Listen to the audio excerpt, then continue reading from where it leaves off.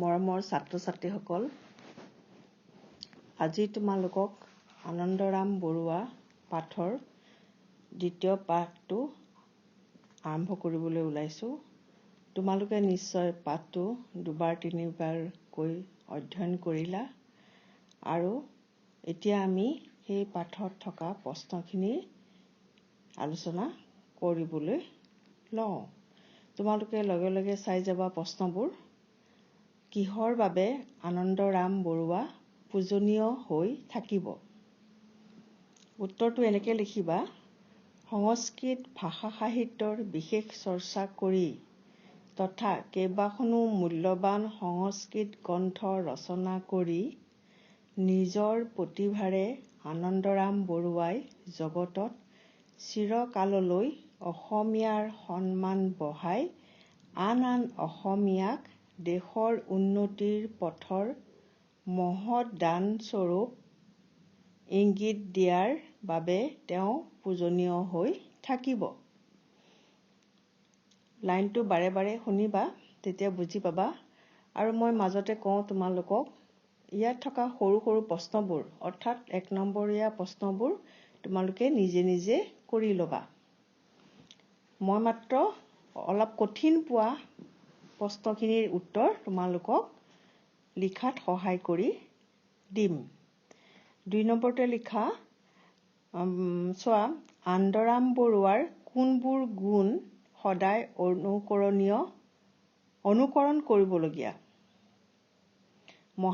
আনন্দৰাম বৰুৱাৰ কোনবোৰ গুণ সদায় অনুকৰণ কৰিবলগীয়া? একাগ্ৰতা, আগ্ৰহ, অধ্যৱসায়, দেশমাতৃৰ প্ৰতি ভক্তি, সাহসিকতা আদি আনন্দৰাম বৰুৱাৰ গুণবোৰৰ লগতে তেখেতে দেখুৱাই যোৱা আদৰ্শবোৰো অনুকৰণ কৰিবলগীয়া। বুজি পাইছা চাগৈ? তৃতীয় প্ৰশ্নটোলৈ চোৱা। ক'ত ক'ত শিক্ষা লাভ কৰি আনন্দৰাম বৰুৱা অগাধ পণ্ডিত হৈ পৰিছিল? তোমালোকে পাঠত পাইছাই, তথাপিতো মই ইয়াৰ উত্তৰটো দিছোঁ যে ভাৰত আৰু সুদূৰ ইউৰোপত শিক্ষা লাভ কৰি আনন্দৰাম বৰুৱা অগাধ পণ্ডিত হৈ পৰিছিল। পিছৰ প্ৰশ্নটোলৈ চোৱা। কেনেধৰণে নিজৰ পৰিচয় দি তেওঁ সন্তোষ লাভ কৰিছিল? উত্তৰ, সংস্কৃত সাহিত্যমুঠি জগত বিখ্যাত পণ্ডিতসকলৰ শাৰীত বহি সংস্কৃতৰ সুবৃহৎ গ্ৰন্থ লিখিবলৈ বহিও আনন্দৰাম বৰুৱাই নিজকে দুৰ্লভেশ্বৰী আৰু গৰ্গৰামৰ পুত্ৰ আৰু পৰশুৰাম জানকীৰামৰ ভাতৃ বুলি পৰিচয় দিহে সন্তোষ লাভ কৰিছিল। তাৰ পিছৰ প্ৰশ্নটো চোৱা।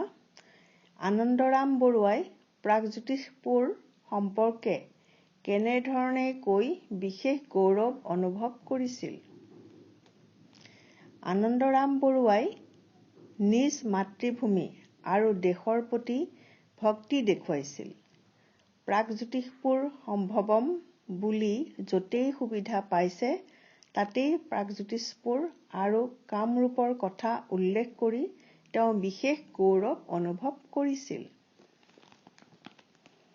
তাৰ পিছৰ প্ৰশ্নটোলৈ যোৱা। আনন্দৰাম বৰুৱাই কিয় চিৰকুমাৰ ব্ৰত অৱলম্বন কৰিছিল? আনন্দৰাম বৰুৱা কৰ্মত এনে একনিষ্ঠভাৱে লিপ্ত আছিল, জ্ঞান চৰ্চাৰ অনুৰাগ তেওঁৰ ইমান প্ৰবল আছিল যে তেওঁ তাৰ বাবে চিৰকুমাৰ ব্ৰত অৱলম্বন কৰিছিল।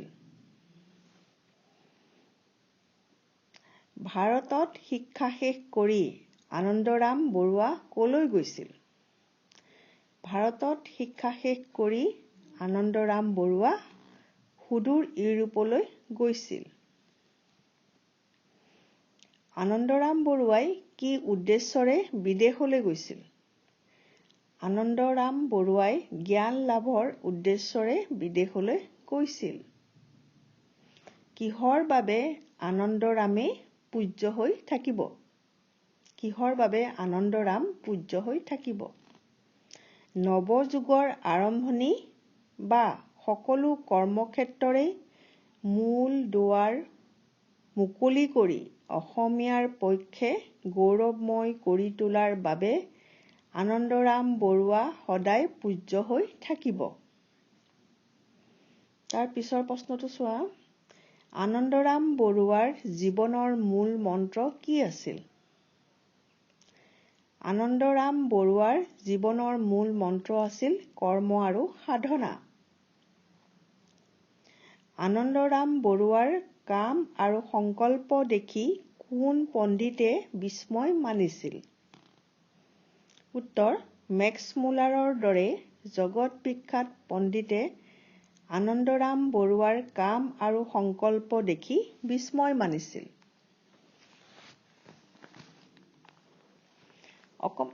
অকমান বহলাই লিখা প্ৰশ্ন এটা আৰম্ভ কৰিছো। মহাপুৰুষৰ পদাংক অনুসৰণ কৰি মানুহে কেনেদৰে নিজক পৰিচালিত কৰিব পাৰে পাঠটিৰ সহায়ত বৰ্ণনা কৰা। প্ৰশ্নটো আৰু এবাৰ চোৱা।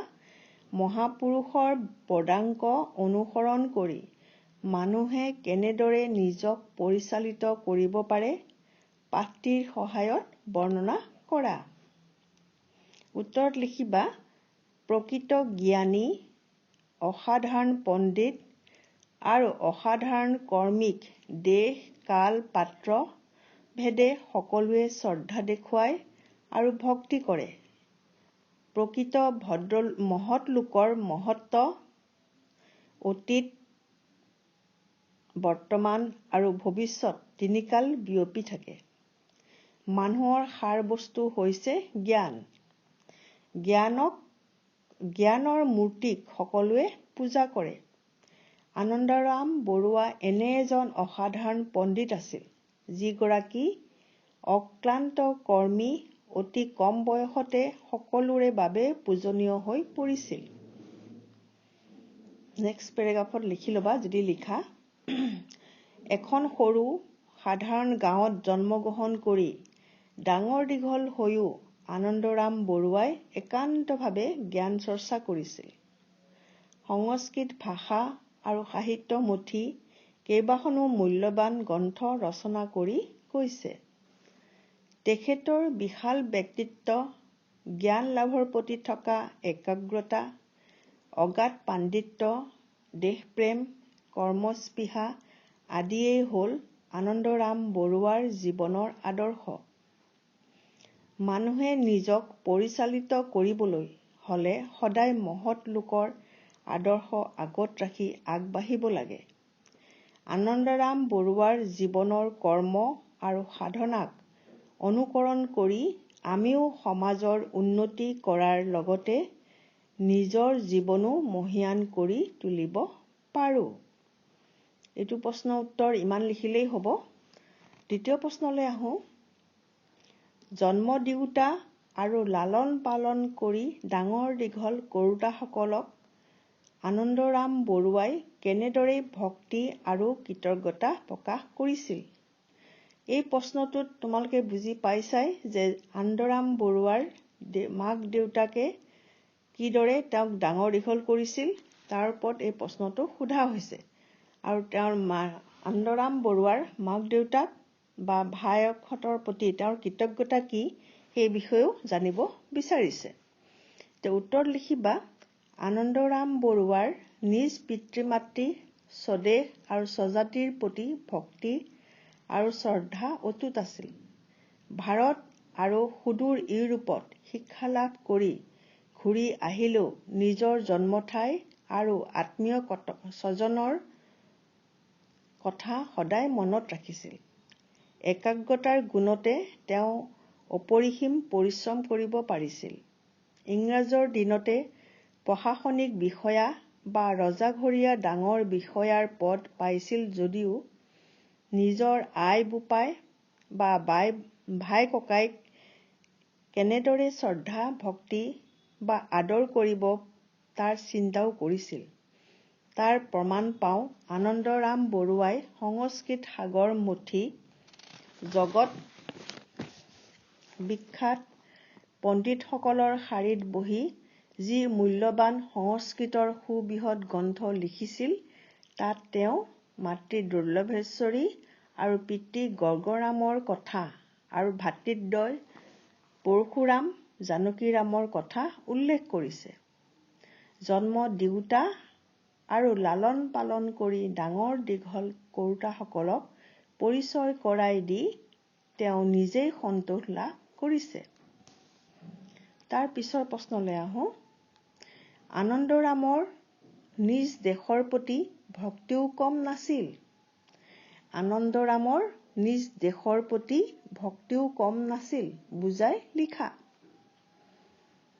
আনন্দৰামে নিজৰ দেশ আৰু নিজৰ দেশৰ লোকসকলক সদায় সন্মান কৰিছিল। তেওঁ বিলাত বা বংগদেশ য'তেই নাথাকক কিয় অসম কি অসমীয়া আৰু আত্মীয় স্বজনক কেতিয়াও পাহৰা নাছিল। উদাহৰণস্বৰূপে তেওঁ লিখা প্ৰাগজ্যোতিষপুৰ সম্ভৱমৰ কথা উল্লেখ কৰিব পাৰি। সংস্কৃত গ্ৰন্থৰ প্ৰতিটো টীকা বা ভাষ্যতে তেওঁ প্ৰাগজ্যোতিষপুৰ, লুইত বা ব্ৰহ্মপুত্ৰ আৰু পিতৃ-মাতৃ ভাতৃৰ নাম উল্লেখ কৰি গৈছে। আনকি ব্ৰহ্মপুত্ৰ নদৰ ইতিবৃত্ত জগতক জনোৱাৰ উপৰি মহাবীৰ চৰিতৰ সংস্কৃত ব্যাখ্যাত নাট অভিনয়ৰ বিষয়েও লিখি তাত কামৰূপৰ ভাওনাৰ কথা উল্লেখ কৰিছে। সুবিধা অনুসৰি আনন্দৰাম বৰুৱাই নিজ গ্ৰন্থসমূহত প্ৰাগজ্যোতিষপুৰ আৰু কামৰূপৰ নাম উল্লেখ কৰি স্বদেশ প্ৰেমৰ পৰিচয় দি গৈছে। ইয়াৰ পিছৰ প্ৰশ্ন মই অলপ দীঘলীয়া হ'ব, গতিকে বেলেগ এটা পাৰ্টত দিম। আজি তোমালোকক ইমানখিনিকে দিলোঁ। তোমালোকে অনুশীলন কৰিবা আৰু পাৰিলে লিখিবলৈ যত্ন কৰিবা।